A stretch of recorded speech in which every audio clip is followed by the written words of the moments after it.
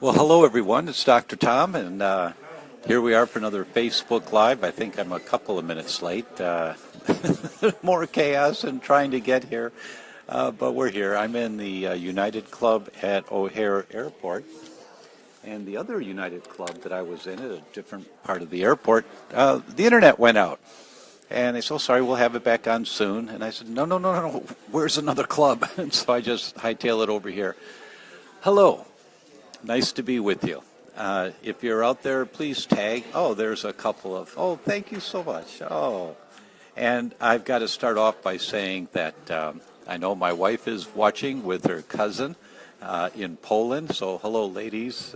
Honey, I miss you and look forward to seeing you soon. Too soon. Not soon enough. Not soon enough. So hello. So today's topic is, and I have to keep this microphone close to my mouth here because I'll just show you where I am so you guys can see here. This is the United Club at O'Hare, one of them. And so today's topic, hello Denise Kelly. Oh, thank you for joining. When is it safe to eat other grains on a gluten-free diet? And that was a question that came in, and I thought, what a great question. So when is it safe? So we have to talk about when it's not safe so that you know when it is safe to eat other grains on a gluten-free diet. And the first thing to talk about is related to gluten sensitivity itself, or more comprehensively referred to as wheat sensitivity, because it's not just the protein family of gluten in wheat. There are many other components in wheat that may be a problem. There are lectins, there are morphins, they're called gluteomorphins, and prodynorphins. If you think of protein as a pearl necklace, hydrochloric acid undoes the clasp of the pearl necklace, and there are many Now you have a string of pearls. It's our digestive enzymes that break apart those pearl necklaces like scissors. They just snip it into smaller pieces of the pearl necklace, and smaller and smaller clumps of the pearl necklace until they're so small they're just cut into individual pearls, and that's what goes through the intestines into the bloodstream that gets absorbed. Because the inside lining of your intestines has a cheesecloth that only lets really small molecules get through. And Karen Stone, hello Karen Stone. And Ines Patterson, oh, thank you so much. Hi, Ines. But Ines, I spell my name Obryan. Thank you for that. So our enzymes break that pearl necklace into smaller pieces of that protein, smaller pieces of the pearl necklace, until they're individual pearls. Those are called amino acids. And that's what our body uses, gets in the bloodstream, and our body uses it to make bone cells, brain cells, muscle cells, and enzymes and everything else. The amino acids are the building blocks of protein. Hubert Lee. Hi, Hubert. Oh, thanks so much. Thank you. Thanks for saying those nice words. Thank you. So, the inside lining of the intestines is lined with cheesecloth, and so only really small pearls can get through, not those big clumps. The problem with wheat is that no human can break it down into each of the small pearls of the pearl necklace. The best we can do is to break it into clumps of the pearl necklace. Every human, that's the best that we can do. We don't have the enzymes. We don't have the scissors to break it into the smaller pieces. Now what happens with those clumps of the pearl necklace is that they're inflammatory, they cause more inflammation, and that tears the cheesecloth. And when you tear the cheesecloth, you get clumps of the pearl necklace getting through into the bloodstream. Those are called peptides. And when you have peptides in the bloodstream, your immune system fights those. And if it's gluten, you get antibodies to gluten, or if it's lectins, you get antibodies to lectins, and it just depends on which clump of the pearl necklace gets through the tears in the cheesecloth as to which antibodies you will make. The newest blood tests out now, the most comprehensive blood tests looking for gluten sensitivity or wheat sensitivity now, are called the wheat zoomer. You can see it on our website, the Wheat Zoomer. By far, it's the most sensitive, most accurate, most comprehensive test for wheat sensitivity that's out there today. And some of the different peptides or clumps of the pearl necklace that are checked in the Wheat Zoomer have a bearing to today's question, when is it safe to eat other grains on a gluten-free diet? So, hello, Carolyn Salvi. Hi. So, two of the peptides of poorly digested wheat, if they get through tears in the cheesecloth, are called gluteomorphins and prodynorphins. And they're called morphins or norphins because they bind onto opiate receptors like morphine does. So they bind onto these receptors throughout your body that your body thinks it's getting a little bit of morphine. It gets a buzz from it. So if you have elevated antibodies to gluteomorphins or prodynorphins, when you do the right type of test, and comprehensive testing, if you have elevated antibodies to these peptides of wheat from poorly digested wheat, then you're likely to have a more difficult time giving wheat up. Deborah Thurlow from Pennington, British Columbia. Hello, Deborah. Hi, thank you. And please let me know where you're from. It's so cool, when people say they're from Canada and Afghanistan and New Zealand and Sweden and France. So thank you for all of you for attending. So if you have elevated antibodies to prodynorphins or gluteomorphins, you're likely to have a more difficult time giving up wheat, and you're likely to want to cheat more often. So those people, you have to have patience. You really have to have patience with yourself and just keep taking baby steps. We have a whole online education program that we're putting together. You can see it now. You can taste it. Inez from Las Vegas. Hello, Inez. You can taste our new program if you go to theDr.com /gift, GIFT. You can go in and take a look at our program for a full month. Oh, Carolyn, thank you. Thank you for your passion in this topic. You are an inspiration to all who want to feel better. Well, thank you so much. Thank you. Those kind of comments make it worthwhile to do this. Thanks so much.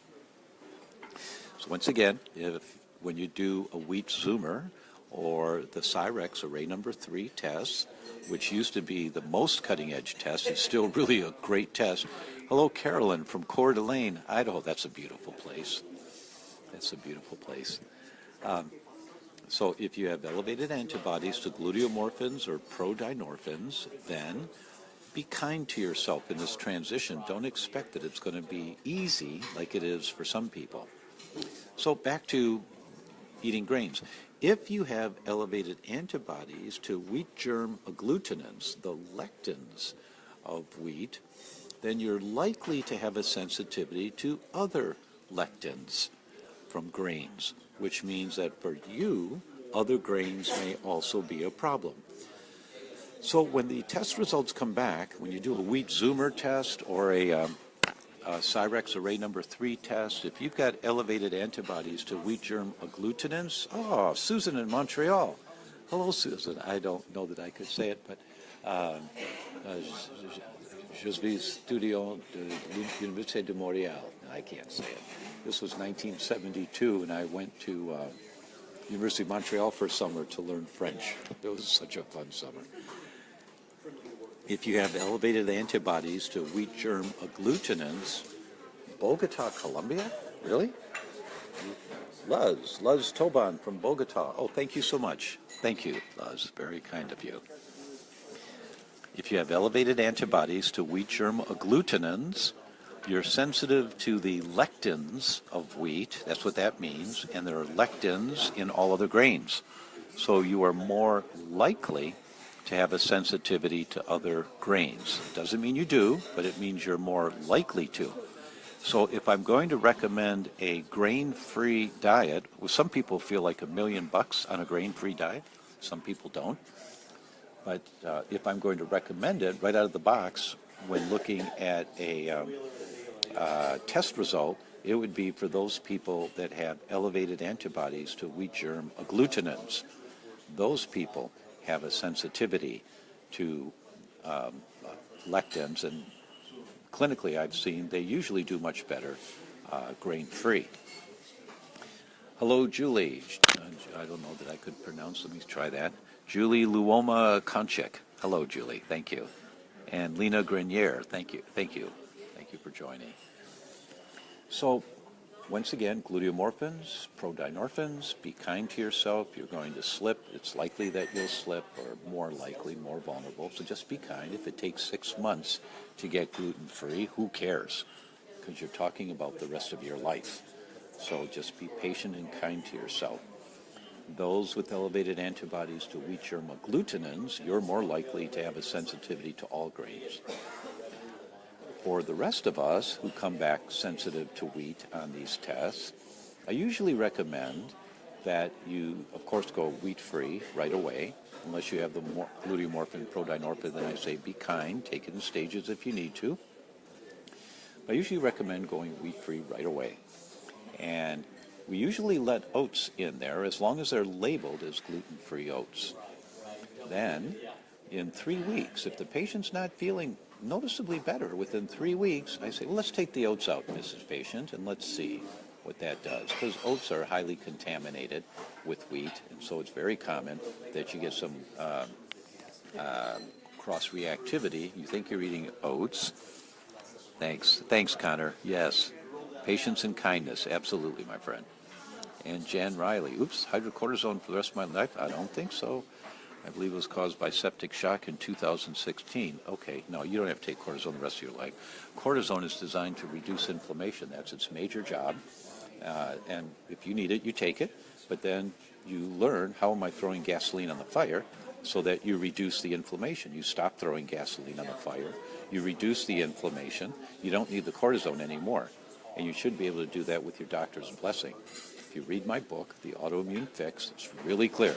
How do you start searching to see what's the gasoline on the fire so that you no longer will need the most powerful anti-inflammatory on the market? So if you understand that, hydrocortisone is a powerful anti-inflammatory. It's really good to take it if you need it. It can be life-saving, so don't be foolish on this. So you take it if you need it, if it's recommended to you, but reduce the need for it. Read my book, and you'll figure that out. Anyone out there who has had that experience from reading the book, please make a comment here, and I'll let Jan know. I'll read the comment. So we've got prodynorphins, gluteomorphins. If those are elevated, then you know that you're going to likely have a more challenging time. If you've got wheat germ agglutinins elevated, you're more likely to be sensitive to other grains. If after 3 weeks of being squeaky clean wheat-free, you're still having a problem, we take oats out. At first, we let you have gluten-free oats. Now, when oats grow out of the ground, there's no toxic gluten in them. When you buy oats off the shelf, there's toxic gluten in them. It's contamination. That the trucks that haul the oats from the field to the manufacturing facility, they hauled wheat last week, and they don't clean the trucks. But you can get gluten-free oats. They're labeled gluten-free, so that is an option for most people. Most people can do oats as long as they're gluten-free. Let's see. Kathy Ackerman, Elaine Wall. My grandkids are gluten-free. They say FODMAPs. Watch as well. Absolutely, Kathy. FODMAPs are the component of wheat. And that's the next step that I was going to talk about. Thank you, Kathy. Do you need a job? I'd like you to prime me on what to say next. Thank you. FODMAPs are another component of grains, wheat and other grains. And with wheat, if you have problems with your gut when you eat wheat, the studies suggest that it's most likely the FODMAPs that are the problem and not the gluten proteins. It's this different part of poorly digested wheat, like clumps of the pearl necklace. The FODMAP part can be a problem for many, many people, and there are FODMAPs in almost all grains. So if you get GI complaints, that's another way of knowing would you probably do better grain-free. If you get gut complaints, bloating, gas, abdominal pain, cramps, diarrhea, constipation, then likely you'll feel better grain-free also, because it might be the FODMAPs that you're responding to.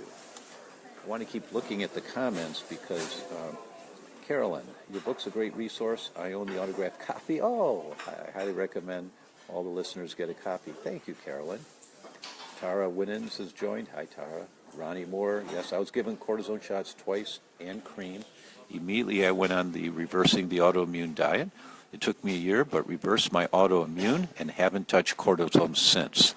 I have to click on a button here to see what else she's saying.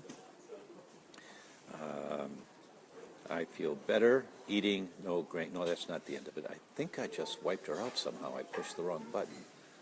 Sorry about that. Okay, Carolyn, my husband's 6. We've been gluten-free for 6 months. Decided to go grain-free a month ago. I think it's helping my husband. It's helped his diabetes, too. I feel better eating no grains. There you go. There are many people that will say that. Going grain-free is not dangerous. No one has an essential need for grains, but you have to be smart in how you compensate. If you're not eating grains, you have to get enough prebiotics to feed the good bacteria in your gut. This is in my book. It's all in the book. That the foods we eat to feed the good bacteria in the gut, many of those foods, many of that food for bacteria come from vegetables. And it's the fiber in vegetables that is food for the good bacteria in the gut. But also there are some grains that are prebiotics. Listen to this one, guys. 78% of the prebiotics in the North American diet, the average North American diet, 78% of the prebiotics are wheat. When you take wheat out of your diet, you lose the prebiotics that you were feeding the good bacteria with, and you feel better going wheat-free. The inflammation goes down, but a few months down the road, you've lost so much of the good bacteria in your gut that the bad bacteria start wreaking havoc in there, and it can cause all kinds of problems. So you always have to rebuild your microbiome, the good bacteria in the gut, by feeding it with the right kind of vegetables and things, and we talked about that previously. You go back to one of the Facebook Lives and about rebuilding the gut, and you'll see it there. You always have to do that. Ronnie Moore, read the book. It's worth your health. Saves money on doctor appointments and meds. All right, Ronnie, thank you so much. You go, girl. Yes, it's like a cheerleader or something. Thank you. That's really nice. So we've got the gluteomorphins, the prodinorphins, the wheat germ agglutinins, the FODMAPs. Let's see. Those are, now, in terms of grains in general, let's go to a different topic, so we're done with the peptide thing. In terms of grains in general, the FDA published a study in 2015, 3 scientists from the FDA. They looked at 286 different gluten-free products, and I think it was 187 naturally gluten-free products. That meant they didn't have any wheat on the label. It was rice, salt, and water, like rice cakes. And they did 2 different types of ELISA testing. That's the testing to see if there's wheat in a product. They did 2 different types of ELISA testing, and what did they find? They found in the naturally gluten-free products, in the labeled gluten-free products, 286 labeled gluten-free products, 98.9% of them were gluten-free. That's really good for an industry. It's really good, unless you're celiac and you get one of the 1% of food, then you're toast. But in general, that's really good. Of the 186, I think it was, naturally gluten-free products, 19% of them had toxic levels of wheat in them. But there's no wheat on the label. 19.7% of them had toxic wheat in the product.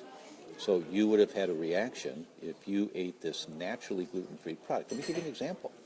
Quinoa is like that. Quinoa, that really great grain, very healthy grain for you. It grows in the slopes or on the plateaus up in Peru, at elevation in Peru. No, it grows in the U.S. Oh, no. It grows on the plateaus and upper elevations in Peru. No, it grows in the U.S. No, man, it's always grown in the plateaus and the upper elevations of Peru. But about 15 years ago, 10 to 15 years ago, they started growing quinoa in the U.S., in the plains in the U.S. How did they get a plant that grows on plateaus at elevation in Peru to grow at sea level in the U.S. They crossbred it with grasses. And they did a study, and they looked at 15 different cultivars of quinoa, and they found 4 of them had measurable levels, toxic levels of wheat. But it's quinoa. And it wasn't contamination, extra molecules in there. It was in the product itself, in the grain itself. So quinoa is a seed, it's not a grain, but in the food itself. So you don't know what you're getting. So the amount of contamination out there is really a problem. It's a big problem. Just a minute. Bernice from Sherwood Park, Alberta. Hello, Bernice. Been a celiac since 2006. At the moment, I'm on Macrobid 100 milligram because of resistant bacteria. What to do? Read the book, Bernice. That's a start. He'll give you the big picture overview. Then you might want to have a consultation with one of our practitioners, Michelle Ross, at theDr.com. Hello from Canada, Iveta. Thank you. Thank you very much. Andras Zabo from Hungary. Hello, Andras. What about flaxseed, rice, or coffee? Do they belong in the group of grains you think should be avoided?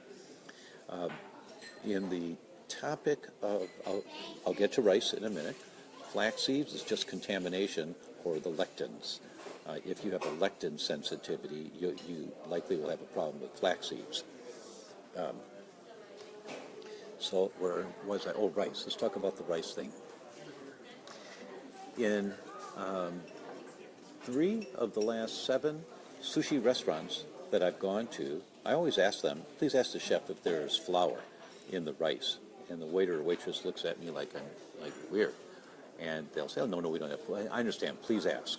And sometimes you have to look them in the eye and be really straight about it. And 3 out of 7 times they've come back and said, oh, I'm sorry. Chef puts a scoop of flour in the rice, in the sushi rice. Makes it sticky. Same thing. There's a chain restaurant called J. Alexander's. I took my sister there for lunch about 2 years ago, and she ordered a piece of wild salmon. It was really good fish. And I said, how was that served? They said, oh, we served it on a bed of rice with some sauteed vegetables. Great. Ask the chef if there's any flour in the rice. And the waiter was a little obnoxious with me and said, oh, no, we don't do that. I said, I understand, but ask the chef. And I had to be a little direct with them, but it's your life. You need to protect yourself. He came back and he apologized. He said, I'm sorry, sir, I thought that was a foolish question, but it turns out chef puts, it's in the recipe, they put a scoop of flour in the rice. Makes it sticky. And you'll never know that's happening. You will never know unless you ask. So that it's not safe. And I've known this for years, that it's not safe. Judith Bedex. Yes, great book. The most reliable resource anyone can have. Thank you. Have a nice travel. I missed from the beginning. What is your destination today? Oh, thanks, Judith. I'm going home. I realized I haven't been home for more than 3 or 4 days in months. I'm going home now for 10 days, so that'll be great. And Beatriz Pardo from Mexico. Hello, Beatriz. Hello, thank you for joining. And Ranim from Arizona. Thanks, Ranim. Great topic. Yes, thank you so much. Thank you so much. So I've known about this contamination for years. Here's a statistic that's just scary. If you're a celiac, only 8% of celiacs heal. Only 8% on a gluten-free diet. Now, the microvilli grow back. They get flattened microvilli. The shags become Berber. And when you go gluten-free, the shags will grow back, but they still have severe intestinal permeability. Only 8% of them heal. And I've known this for years. And it's the cross-contamination and the exposures that you're getting that you don't realize you're getting. Little candies that you have every once in a while when you want something to water your mouth or something. Many of those candies have wheat in them. Toothpaste has wheat in it. There's one study in a medical journal that a child who was really sick, celiac, they couldn't get him well. His mother was insisting they were squeaky clean gluten-free. Turns out it was his retainer from the dentist that they used wheat in the glue in the retainer. And they had to change out the retainer, and he got better really quick. So it's all of these exposures we have that cause this for us. I've known this for years, and all I've been able to say for years past was to keep the faith and just be vigilant. Be as vigilant as you can. And Ranim from Arizona. Hello, thank you. Yes, for that. And Beatrice, thank you. But now we have an answer. About 3 years ago, I met two scientists. One had been working for 6 years, another had been working for 7 years on this exact topic. And the three of us worked together for 2 years. So this was 5 years ago because we came out with this 3 years ago. There's a product now, an enzyme that works really well. There's lots of enzymes out there. Oh, who's here from Chicago? Chris Romy. Dairy causes my body to feel inflamed and I avoid it, but I seem to crave dairy. Why would that be? Well, Chris, I've gone to school for many years, so I can tell you without hesitancy, don't eat dairy if it causes inflammation in your body. Why? There's a number of reasons. It can be that you make antibodies to a component of dairy called casomorphins, which is what I was talking about with the gluteomorphins. You stimulate the opiate receptors, and so there's a little bit of an addictive quality to it. It stimulates your feel-good receptor sites. I can't get into that in more detail now. I'll go off on a tangent. That's also in the book. I talk about that in the book. So there's a lot of gluten enzymes out there. There's a lot of digestive enzymes that have gluten in their name or something, and they're there to help you digest gluten. And most of them work. Most of them are really good products. The problem is they take 3 hours, 6 hours to work, between 3 and 6 hours. Now, anything that comes out of your stomach, when we eat food, the first place it goes is to the stomach. And why is hydrochloric acid there in the stomach? One of the reasons hydrochloric acid is produced in the stomach, if you put hydrochloric acid on a wood table, it eats through the wood. But it can sit in your stomach all day because we have a mucus lining in the stomach that just lets it sit there. That's where it's supposed to be. So one of the reasons this acid that we make is so powerful is to kill any bacteria that got on the food that you're eating. It's our first line of defense. The problem is, if anything gets out of the stomach that hasn't been killed completely, that's a problem for us. The dendritic cells are the sentries standing guard, if you will, just on the other side of the stomach, right in the first part of the small intestine. The dendritic cells are standing there. If anything comes in that shouldn't be there, they activate another cell called a memory B cell, and the memory B cell makes the antibodies to fight whatever this thing is. And if it's wheat, you make more antibodies to wheat. That whole mechanism of standing guard and crying wolf, and say, hey, we got an invader here, all of that occurs in the first part of the small intestine. How long does it take for food to get out of the stomach? 90 minutes to 2 hours. Well, if the gluten enzymes take 3 to 6 hours to work, how much do they help? Not much, because you've already activated the inflammatory response. Does this make sense to you? If you guys are getting this, give me some stars or something, so that I know that you're getting this one, because this is a really important concept, is that the activation of our inflammatory response. Oh, thank you. Oh, look at all those. Those are great. The activation of the inflammatory response occurs in the first part of the small intestine. This is like back in high school sports, and the cheerleaders are on the side and you want to play harder because the cheerleaders are cheering. So thank you so much. So actually all of the gluten digesting enzymes out there, they've got really good research in the laboratory that they do break down wheat and they break down gluten, but they take 3 to 6 hours. We came up with a digestive enzyme that works in 60 minutes, and it breaks down 99% of all gluten that you might be exposed to. 99% of it. And that product is called GI Shield. There's a few names for it. GI Shield, E3 Advanced Plus, and Glutenza. It's all the same product, and you'll see it on our website, theDr.com. It's there. And you take it before you start eating anything that may contain wheat in it. And what might that be? Any grains, any nuts, any seeds, any sauces, any spices. That's pretty much where the hidden sources of wheat can come in your food, or any cafeteria-style mix like potato salad or something. You just never know. So any grains like rice, any other grains, you just take a Glutenza.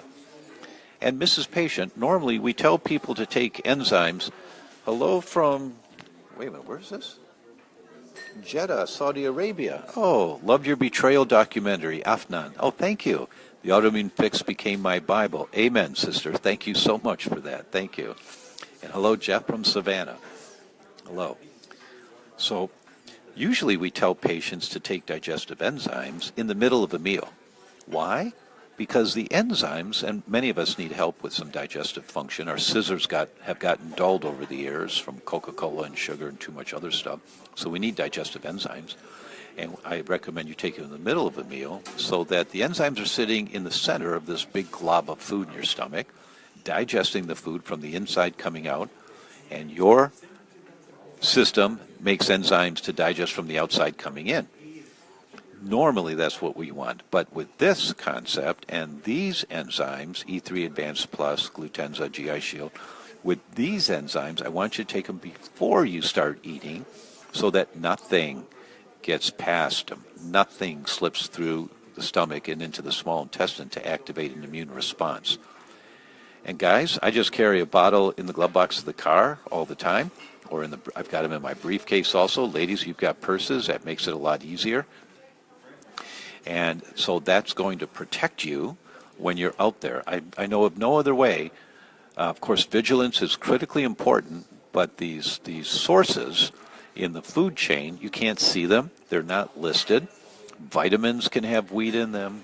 Medications have wheat in them. You have to ask your pharmacist about any of your medications, if there's any wheat in them. How early before you eat, Kathy asks, just beforehand. Just as you sit down to eat, just take one. Just need one. If you're having a gluten-free pasta meal, I'll take two, but usually I just take one. So can my dentures be making me more sick? Yes. Oh, that's a nice title for a future talk, but yes, it's true. It's true. You have to ask your dentist, is there any wheat or gluten derivatives in my dentures or in the denture cream? And they won't know, but you ask them, would you please check? Would you please call the manufacturer that made these dentures for us and ask them? Kathy Ackerman, T-Y. I think that means thank you. I think so. You're welcome. You're welcome. So we've got gluteomorphins, prodynorphins, lectins, wheat germ-agglutinins, FODMAPs. Those are all identifiable from a comprehensive test like the Wheat Zoomer. That's the best test out there now, and you'll see that on my website. Nancy DeVore says, good grief. I agree, Nancy. I agree. You read the study about this little kid that had really severe symptoms and was dysfunctional, and mom just kept looking and looking and looking, and she finally discovered it was not the dentures, the braces that the kid was wearing. And they changed the braces out, and they got well really quick. So all grains, those that are listed gluten-free, 98.9% of them usually are, or they are 98.9% of them, so that's great. But if they're not listed as gluten-free, and they're just naturally gluten-free, 1 out of 5 of those have toxic levels of wheat in them. And take E3 Advanced Plus, GI Shield, Glutenza, just travel with it. I take it all the time. I've always got 2 or 3, there's little travel bottles. I just take a little bottle, and I take, the big bottle I think has got 60 in it, I think. I'm supposed to know this. I don't know this. I'm sorry. I'm supposed to, but I don't. I think it's got 60, and I just put them in a little bottle that I travel with. And I always have a couple little bottles because I give one away. I always give one away when I meet somebody. We're talking about it. So that will help protect you. And the way you'll know, do the test, identify where the problem is, apply your principles, wait 6 months, recheck. Nothing is as important as rechecking. It doesn't matter that you feel better. Of course it matters that you feel better, but that is not the criteria to determine if you're done. if you're being successful. It's the elevated antibodies that make the difference. Karen Stone, you appreciate this information. You're very welcome, Karen. And for everyone out there that's saying thank you, thanks. That really is nice. Helps me, motivates me to keep going doing this. And when you hit these little hearts and things that pop up on my screen, or you make a comment, that's really great. Thank you for that. It just feels nice. Oh, thank you. There's a whole bunch of them just went by. Thank you. And the other thing I would ask you, everybody, pay it forward. Just send the link to these Facebook chats, these live chats, to your friends. Oh, thank you, guys. Thank you for sending these. It's really great. Nancy's got osteoarthritis, Hashimoto's, and celiac. Read my book, Nancy. It's 101 for you. You read the book, and you'll have a game plan. You'll understand the game plan. Oh, my wife just sent a picture of us that popped up. Thank you, honey. Okay. I think we're done for today. Thank you, Shoko. Thank you so much. Arigato. I have to catch a plane. So, guys, I will say thanks so much for your support. Please pay it forward in your world, and we can save the planet. Yes, we can. And talk to you next week. Thanks so very much. Oh, and go to theDr.com /gift, GIFT, gift. Thanks very much. Bye-bye.